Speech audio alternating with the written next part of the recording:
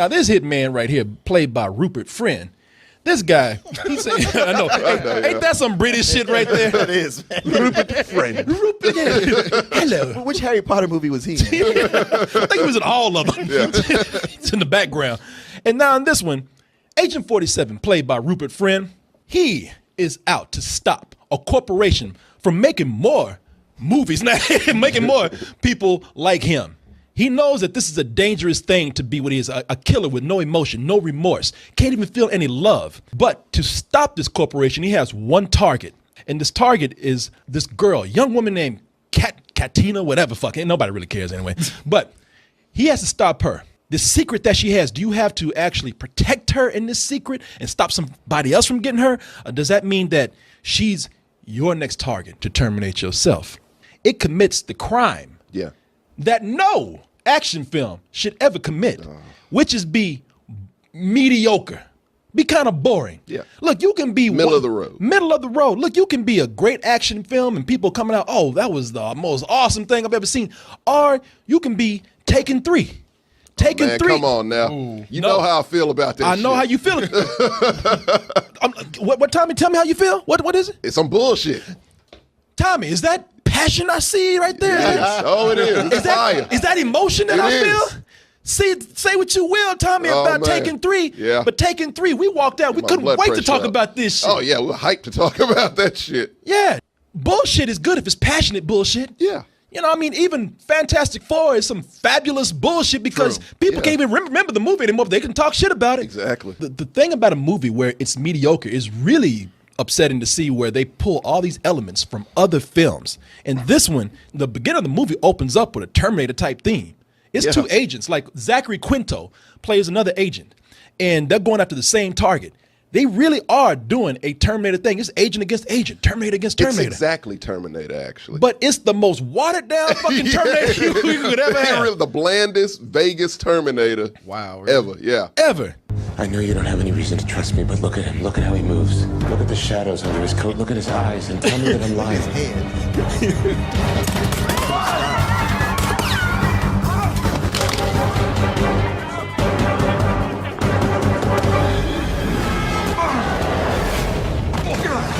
Man, those motherfuckers turned into cartoons. Straight up. They turned a video game character. That was like watching the second Matrix movie. And when they landed, they looked like they came straight out the fucking PS1 Hitman. They put these sound effects.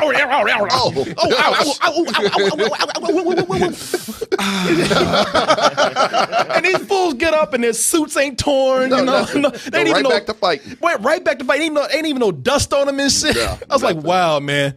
And it's funny too, because talking about the Terminator theme, Martin, it's like Rupert Friend really is a Terminator. He's like the T-1000, right? But instead of like absorbing people, he just absorbs other people's uniforms. Like he just tackles somebody and then he comes out and he's wearing that suit. There was no reason for it. He was already in a costume. He was good. Yeah, he could have just put the guy to sleep and walked away. Like, I like nah. that one. Yeah.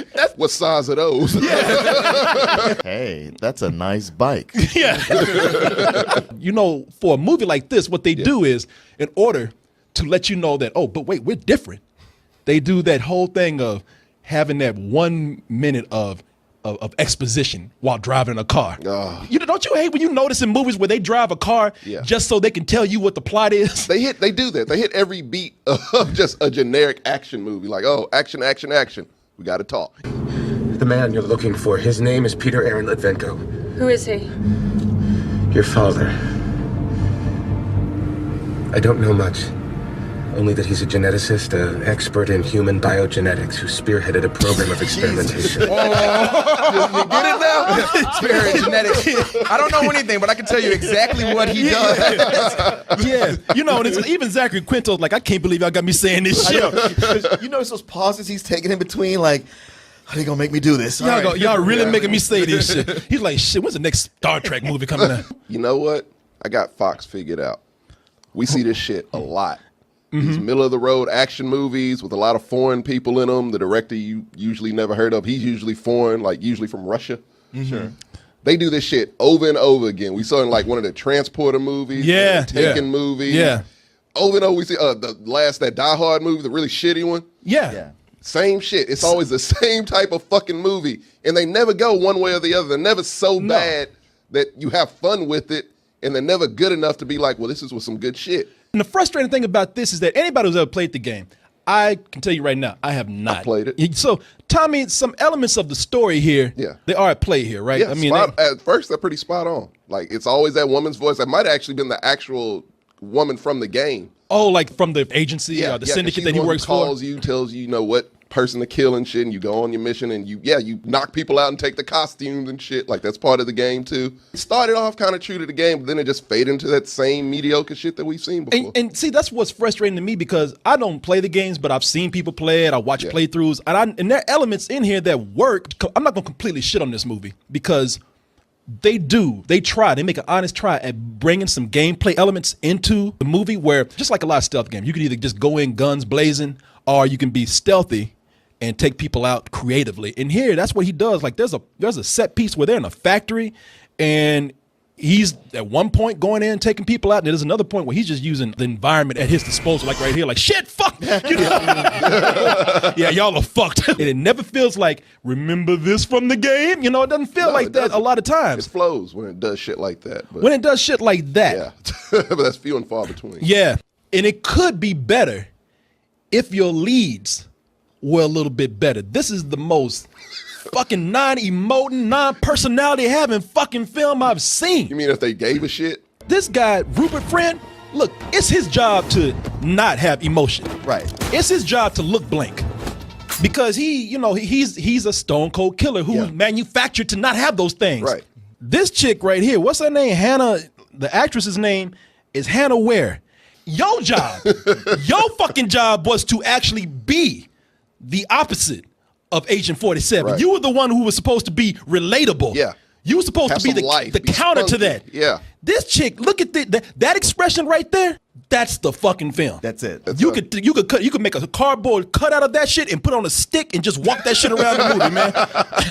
She goes through the whole movie looking like she forgot something. You know, shit, I'll leave the oven on at home. You know, like smile, do something. And it's funny, towards the end of the movie, she gets like a little bit of life, like an inkling of life, where she, cracks a joke here, does some cool shit, and like she just came into the realization.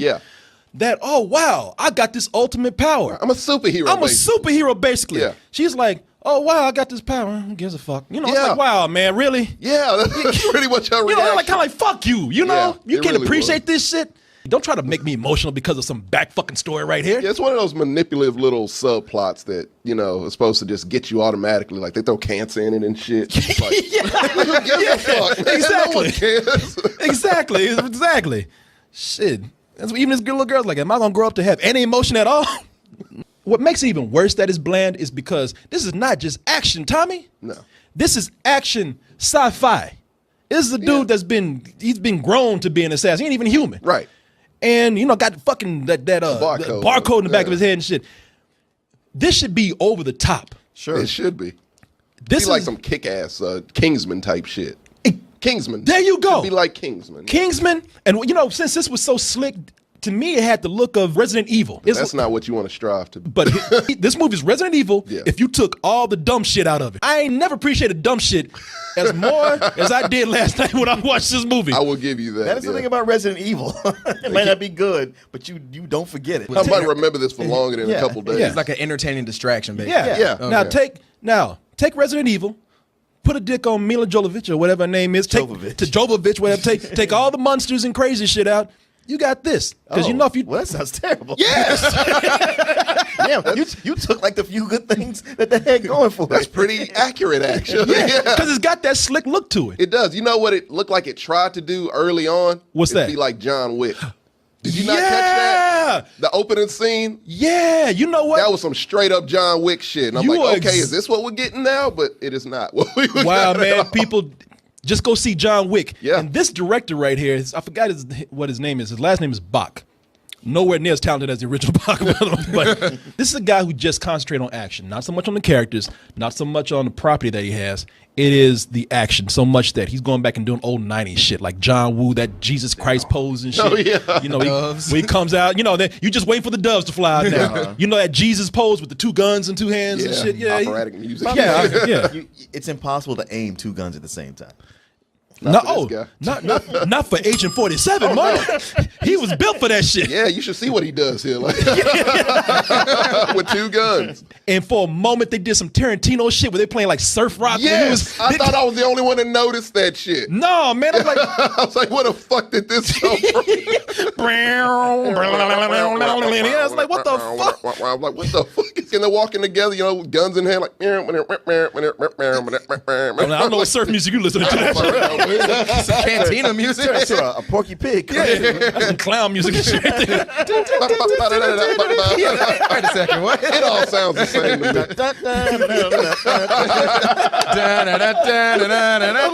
What's the WB for? I was like, are you surfing with clowns? I don't.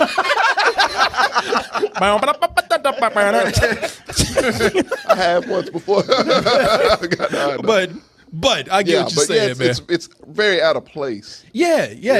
It's a guy who loves action so much that you get the feeling that he's pulling from his heroes like Tarantino and John Woo. And it sounds like he never really had a voice all his own. He had this property, he thought he'd make an action movie, and he picked up pieces from a bunch of different action movies he's seen, but it doesn't all work together. It's not integrated. We are nearing the end of August, man. That's when studios back that truck up and just dump movies, man. August and January. And this is that movie, man. And you can even hear the studio saying, well, let's just get this shit over with. You know, hey, good luck, Bach. Turns out we're not going straight to video. We're going to release your movie to theater. Yeah. Oh, no, don't do that, please. Even the press junkets that these guys go on, when I was looking up stuff, you can see them like on morning shows where they're talking about this, and they really then don't we had give this crazy a fuck, thing man. in Singapore. They really don't no care. They talking about everything but the movie too. Before this movie, we were the first people to ever do it. Yeah, except the police. Yeah. And after each shot, a policeman or 16 policemen have. You don't give a fuck. They got this chick. These press junkets is so sad. They I mean, not just these, all of them. She's straining to keep that interest on her face right now. It's so much false interest in these things. She's breaking a sweat. Pick up the ejected shell. Every shell. Every And single make sure one. every single and if they one don't find counts. everyone, Accounted for. then you have to stop. I mean, there was filming, one so day we were in this alley and they just couldn't find it. Damn. Poured out of the Motherfucking slurring. They don't give a fuck. He's drunk. He looks drunk. Shit, that cup got fucking gin in it right now, man. Yeah, you have to see this again here in next month? The transporter refueled. It's gonna be the exact same shit. I guarantee you. I look forward to that more than I look forward to this. I look forward to none of these. Yeah. These 20th Century I'm like, Fox why? CG action movies, I can't fucking stand them. I think they're my new Friedberg and Seltzer movies. Damn. I hate these fucking things. They just keep getting more and more mediocre, which like Corey said, really is the worst thing. Like, do something. Be either really fucking bad or really fucking good. So what would you give middle of this the road. then? Man, this is bullshit. Bullshit, man. Damn, dude. You don't want a moment to think about it? Not a goddamn. If I think about it, I might give it a fuck you. Tommy, you're gonna be mad at me because I have seen worse, and I'm giving this. Like I said, man, I'm not gonna shit on this movie because I do see places where it tried. Right. Like for more than the average video game movie, especially for this being a video game movie, it tried, man. Yeah. And there are moments where the action is okay. It actually deteriorates the more the movie goes along. So, Some of that looks kind of cool. Because we didn't pay and had to see another 2 hours of it. Right. Okay, Yeah. so you give it a rental. I give it a low rating. Okay, You know what? a rental and some old bullshit. Yeah, I'm okay with his rental though. With a low rental and some old bullshit, I think that still makes it the highest rated video game movie so far. It is better than the original Hitman, but that's just because I can't remember the original Hitman. Yeah. So hey, the struggle continues for that 20 years, even more. Let's play some Tetris, motherfucker.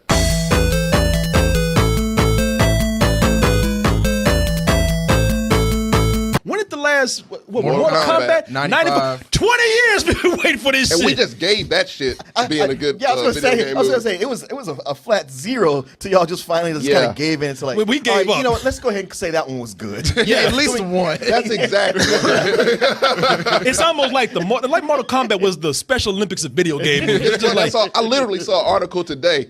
Was the old 95 Mortal Kombat really that bad? I'm like, damn, man. Compared to what we've gotten in the past 20 years, Yeah. it's a fucking true. masterpiece. It is. Godfather. Mortal Kombat 1995 crossed the finish line. See, yay! And we gave it a medal for trying. Hey, at least it finished.